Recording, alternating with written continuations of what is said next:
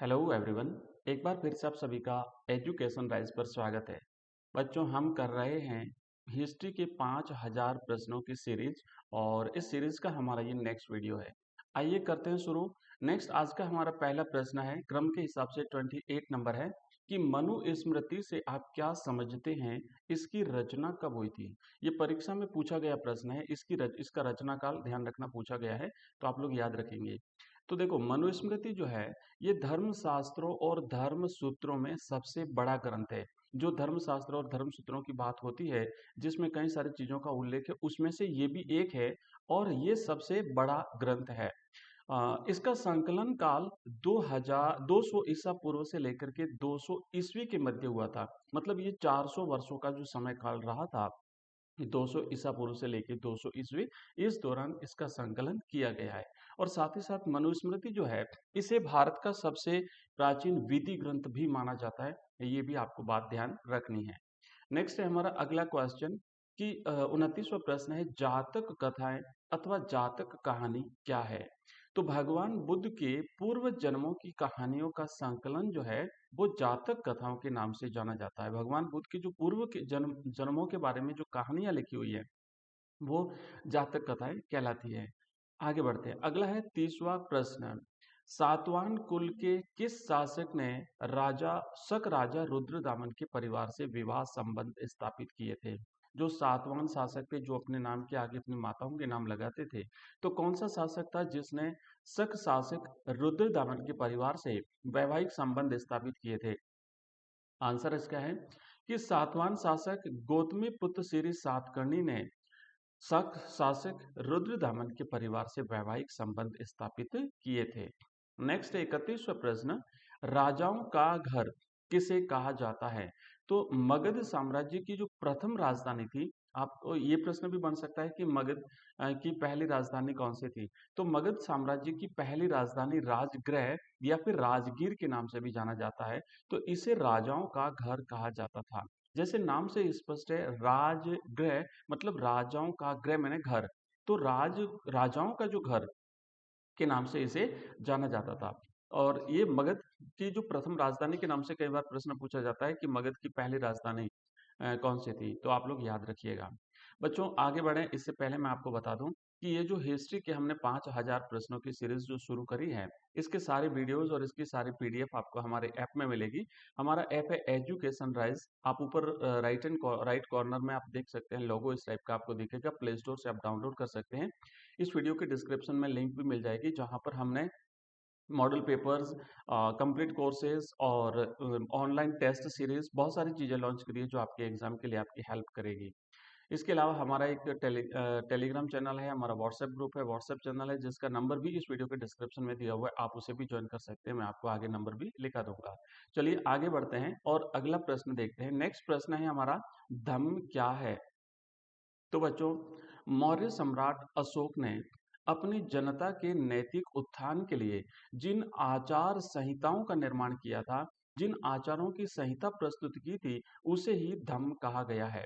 तो ये धम्म क्या था कि जनता का नैतिक उत्थान करना।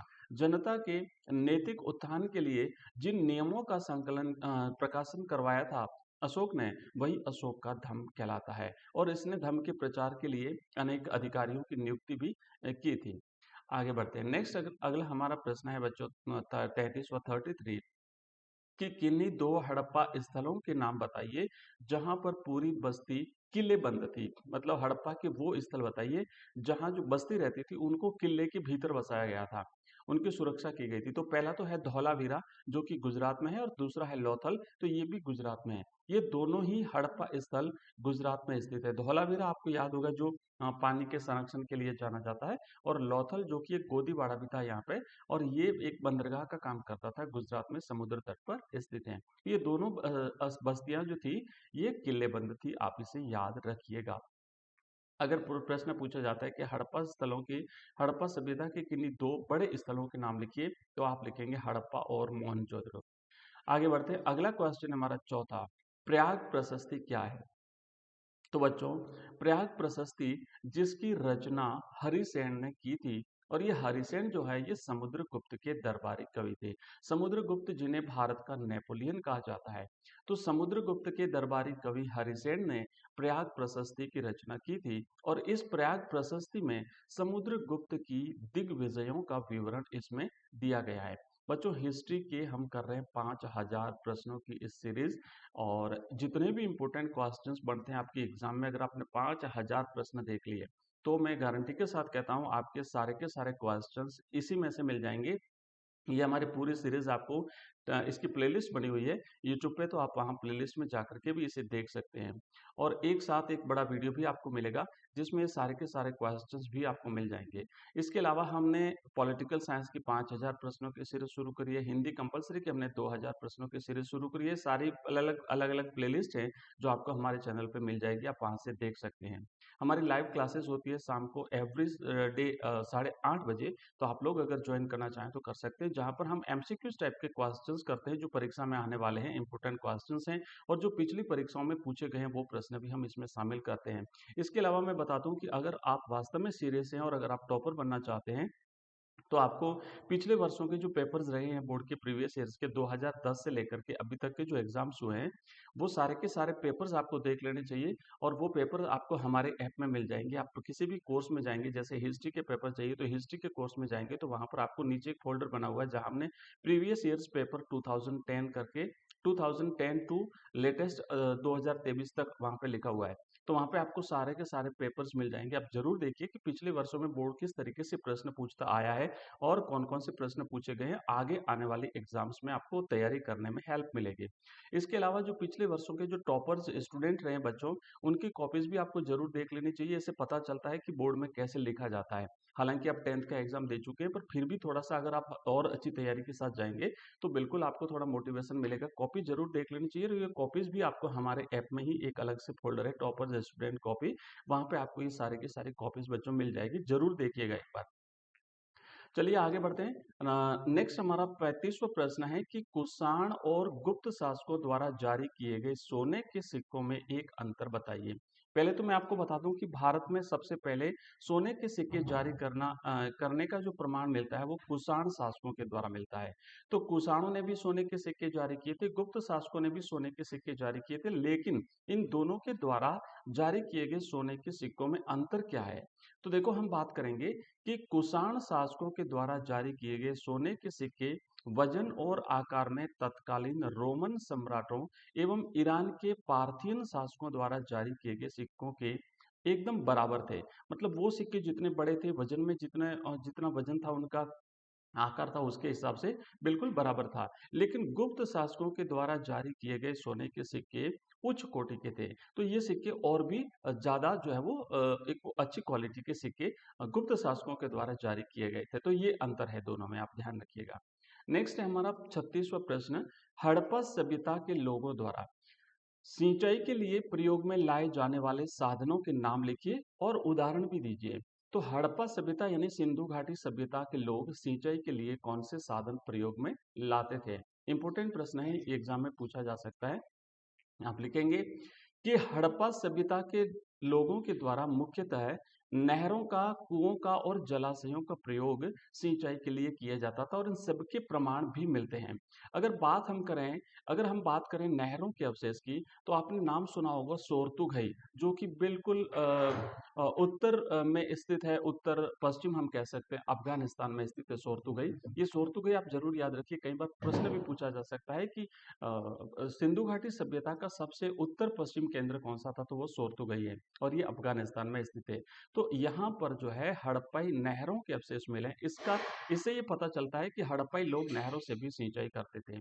इसके अलावा दूसरा है कि हड़प्पा के लोगों द्वारा सिंचाई के लिए कुओं का प्रयोग किया जाता था। और धौलावीरा गुजरात में जो हमने अभी बात करी थी कि किलेबंद शहर है धौलावीरा और लोथल सिंधु घाटी सभ्यता के, तो यहाँ के जलाशयों से अवशेष मिले हैं, यानी तालाबों के अवशेष यहाँ से मिले हैं। इनका प्रयोग जो है वो कृषि के लिए किया जाता था। कृषि के लिए जल संचयन यानी जल संग्रहण हेतु किया जाता था। तो इससे हमें पता चलता है कि ये लोग जो है जहाँ की जैसी परिस्थिति रही उसके हिसाब से सिंचाई के साधनों का प्रयोग करते थे। जहाँ नहरों के लिए स्थितियाँ उपलब्ध थी वहाँ पे नहरों से, जहाँ पे कुओं की व्यवस्था होती थी वहाँ पे कुओं से, और जहाँ पे जलाशय उपलब्ध होते थे मतलब पानी जो है वो भराव जहाँ पे होता था पानी का, वहाँ पे जो है ये जलाशयों से भी सिंचाई करते थे। अगला क्वेश्चन है बच्चों 37वां, हड़प्पा सभ्यता के सबसे लंबे अभिलेख में कितने चिन्ह हैं? तो ये इंपॉर्टेंट क्वेश्चन है, इसमें 26 चिन्ह हैं। ये प्रश्न आपके ऑब्जेक्टिव में भी पूछा जा सकता है, रिक्त स्थान में भी आ सकता है, बड़े प्रश्नों में भी आप इसको आपको हेल्प मिलेगी। आप ऐसी चीजें वहां पे भी डाल सकते हैं। अगर सिंधु घाटी सभ्यता की विशेषताओं के बारे में आपको लिखना के लिए प्रश्न पूछा जाता है, तो याद रखिएगा कि उसमें जो सबसे लंबा अभिलेख था उसमें 26 चिन्ह थे। बच्चों मैंने आपसे कहा था हमारा टेलीग्राम चैनल, व्हाट्सएप ग्रुप और व्हाट्सएप चैनल अगर आप जुड़ना चाहते हैं तो मैं आपको नंबर दे देता हूँ। वहाँ पे हम एग्जाम से रिलेटेड इंपॉर्टेंट इन्फॉर्मेशन डालते हैं, हमारी लाइव क्लास का नोटिफिकेशन भी डालते हैं, और हमारी जो जो वीडियोस जारी होते हैं उसकी पीडीएफ भी हम वहाँ पे शेयर करते हैं। तो नंबर लिखिए 9079622989। आप इस पर मुझे व्हाट्सएप मैसेज कर सकते हैं। आपको लिंक्स मिलेंगे, उस लिंक्स के हिसाब से वहाँ पे हमारे सारे लिंक्स, प्ले लिस्ट की लिंक मिलेगी अलग अलग सब्जेक्ट वाइज, और साथ ही साथ ऐप की लिंक मिल जाएगी, हमारे कोर्सेज की लिंक मिल जाएगी, model papers, online test series और 5000 प्रश्नों की सीरीज, ये सारी चीजें आपको वहाँ पे लिंक मिलेगी। आप अपने हिसाब से उस लिंक पे क्लिक करके और वहां पहुंच सकते हैं। चलिए आगे बढ़ते हैं। अगला क्वेश्चन है हमारा 38वां, कि गोत्र किस प्रकार अस्तित्व में आए, इनके दो महत्वपूर्ण नियम कौन से थे? बच्चों बात करें तो लगभग 1000 ईसा पूर्व के बाद से प्रचलन में आई ब्राह्मणीय पद्धति ने लोगों को गोत्रों में वर्गीकृत किया। प्रत्येक गोत्र एक वैदिक ऋषि के नाम पर होता था, जिसके सदस्य उसी ऋषि के वंशज माने जाते थे। गोत्र प्रणाली के दो नियम महत्वपूर्ण थे। एक तो ये था कि विवाह के पश्चात स्त्री को पिता के स्थान पर पति के गोत्र का माना जाता था, और एक ही गोत्र के सदस्य आपस में विवाह संबंध नहीं रख सकते थे। तो ये प्रणाली जो है वो उस समय पड़ी थी, और ये लगातार जो है वो चलती आ रही है। हमारा आज की इस क्लास का अंतिम प्रश्न है बच्चों नेक्स्ट, की सम्राट अशोक के अधिकांश अभिलेख किस भाषा में है? तो बिल्कुल सिंपल सा क्वेश्चन है कि सम्राट अशोक के जो अधिकांश अभिलेख है, अधिकांश का मतलब है कि कुछ अभिलेख दूसरी भाषाओं में भी है, तो ज्यादातर अभिलेख जो है वो प्राकृत भाषा में लिखे हुए हैं। ये छोटा प्रश्न भी बन सकता है, ऑब्जेक्टिव में भी पूछा जा सकता है, रिक्त स्थान में भी पूछा जा सकता है। तो आज की इस क्लास में हमने जितने भी इंपॉर्टेंट क्वेश्चंस बन सकते थे वो सारे के सारे क्वेश्चंस लिए हैं, और इसी तरीके से हमारी ये सीरीज लगातार चलेगी बच्चों। आप लोगों से रिक्वेस्ट रहेगा कि अगर आपने क्लास को अभी तक शेयर नहीं किया तो जरूर करिएगा। साथ ही साथ हमारे इस चैनल को अगर आपने अभी तक सब्सक्राइब नहीं किया तो जरूर करिए। एग्जाम से रिलेटेड हम इसी प्रकार के इंपॉर्टेंट क्वेश्चंस लेकर के आते हैं आपके, और अलग अलग सब्जेक्ट में लेके आते हैं। हिंदी कंपलसरी हम करते हैं, हिंदी साहित्य करते हैं, इंग्लिश करते हैं, ज्योग्राफी करते हैं, पॉलिटिकल साइंस करते हैं, हिस्ट्री तो करते हैं। ठीक है, तो ये सारी चीजें मिलेगी यहाँ पे हम हिंदी की व्याकरण करते हैं, इंग्लिश की ग्रामर करते हैं, सब कुछ आपको हमारे इसी चैनल पे क्लास 12 के लिए मिलेगा। साथ ही साथ हम क्लास 10 की भी तैयारी करवाते हैं। तो आप लोग चैनल को सब्सक्राइब जरूर करिएगा, लाइव क्लास जरूर ज्वाइन करिएगा, जिसका नोटिफिकेशन आपको हमारे व्हाट्सएप ग्रुप में मिलेगा। लिंक इस वीडियो के डिस्क्रिप्शन में दिया हुआ, ज्वाइन कर सकते हैं। तो मिलते हैं नेक्स्ट क्लास में, और अगर आपका कोई इश्यू है, कोई भी क्वेरी है, तो आप इस वीडियो के कमेंट बॉक्स में मुझे कमेंट जरूर कर दीजिएगा। मैं आपके लिए मॉडल पेपर्स भी लेके आऊंगा, और अगली क्लास में बहुत ही जल्दी मिलते हैं। तब तक के लिए बाय, थैंक यू, धन्यवाद।